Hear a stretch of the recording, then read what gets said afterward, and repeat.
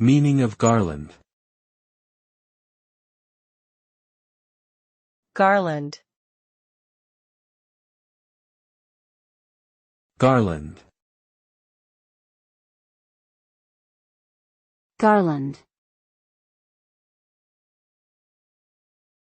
Garland. Garland refers to a decorative wreath or chain of flowers, leaves or other materials.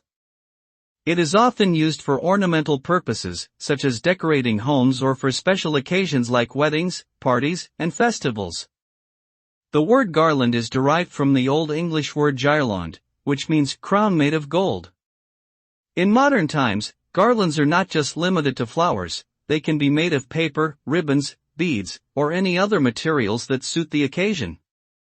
Garlands are an important part of many cultures and hold significant meaning in various religious traditions.